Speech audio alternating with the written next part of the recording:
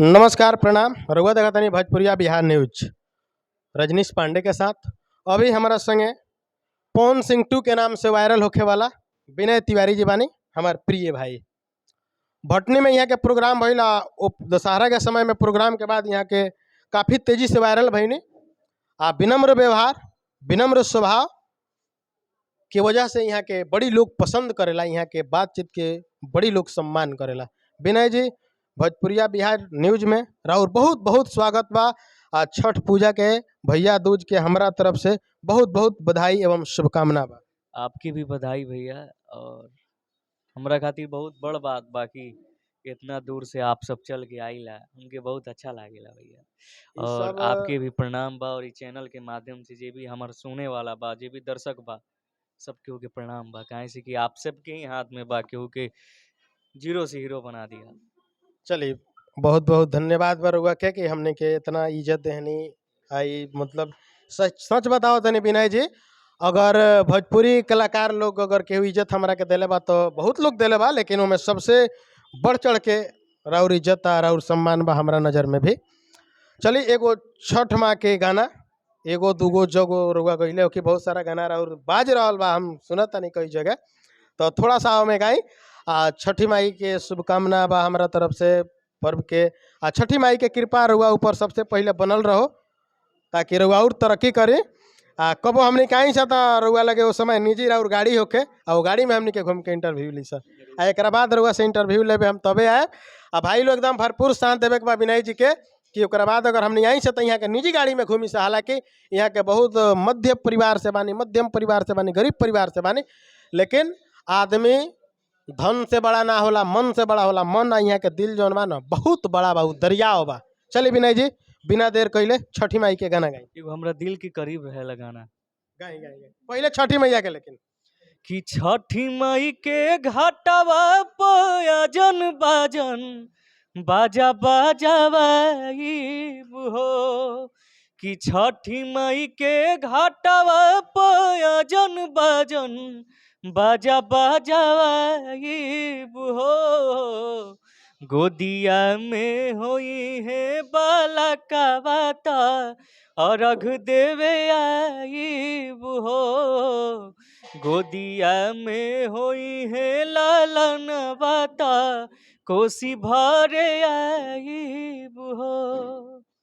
विनय जी, गाना बहुत बढ़िया बा, बहुत सुंदर लगता। आवाज ही मैंने हमने के नॉर्मल बात करते नहीं सता, पवन सिंह जी की आवाज नहीं खे मिलत, लेकिन जब रुआ गानवा गाते तो मैं पवन सिंह की आवाज झलकता। और एगो हमार प्रिय मित्र बानी, हमारा हृदय के बहुत करीब रहे वाला बानी जेपी सिंह जी।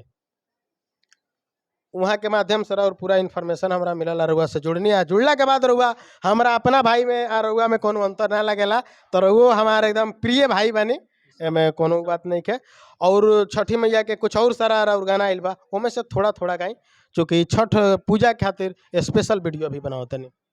जी जरूर, एक और पवन भैया के ही गाना बा। हाँ गाई, बहुत बढ़िया लगी, ओकरा के शुरू करी जी। कि उगी है सूरज माला हर नैया न डोले।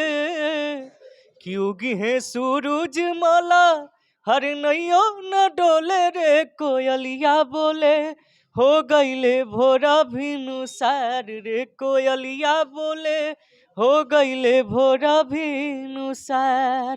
एक और लाइन है कि गराजी देव बरसेले। कि ओरिए ओरिए मधु चुवे। कि ओरिए ओरिए मधु चुवे। चलिए, बहुत सुंदर। एगो एकरा पहले और कोनो गाना बार और मैंने रुआ अभी जो नया हाल फिलहाल में गइले बनी, उनमें से एगो थोड़ा सा बढ़िया जौन सुंदर होके, जौन याद होके रुआ, अब मोबाइल से देखेम तो वो अच्छा ना लगी। अभी जो रुआ याद होके उनमें से गा दी, कौनो होके जौन अभी रुआ गई है। एकरा अलावा कौनो भी होके रुआ, बस छठी माई के होके चाहिए। जी जरूर, देखी याद करी। कि फूटी फूटी भोरही से रोवे निर्धनिया।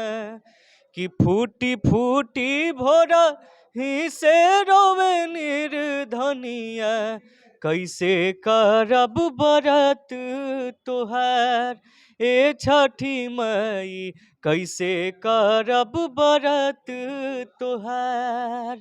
कि एक एक दाना खातिर तड़पे वाला कवा, कि एक एक दाना खातिर तड़पे वाला कवा, कैसे करब बरत तोहार ए छठी मई, कैसे करब बरत तोहार। चलिए बहुत सुंदर। ये भटनी वाला प्रोग्राम के जो देवी गीत बा और ओकरा के गा दी। कि तोहरा दुआरा से लमहर दुआर नहीं खे, कि तोहरा माया से बड़ा संसार नहीं खे, कि मई भइलू मयर देलू जिंदगी सवार, तारे चरण में सिरवा झुकावता झुकावता झुकावता। कि माथे बन्हले हई चुनरिया हो, कि तोहरे दया से बिनैया भजन गावता। बहुत बहुत धन्यवाद, बहुत बहुत शुक्रिया। बहुत सुंदर लागल विनय जी से गाना सुन के। विनय जी हमारा चैनल खातिर दो शब्द कुछ बोल दी। सबसे पहले भोजपुरिया बिहार न्यूज की आप सब इतना प्यार दिए, इतना प्यार दिए कि भैया एक बार फिर आई हमरा खातिर इंटरव्यू ले। बिल्कुल है। ढेर सारा आशीर्वाद दी, खूब लाइक करी, शेयर करी, कमेंट करी और सब्सक्राइब करी ना भूली। धन्यवाद। चलिए फिर मिलम से नई पहल के साथ, नई व्यक्ति के साथ। अश्लीलता के विरोध में हमने के हमेशा रहे। धन्यवाद।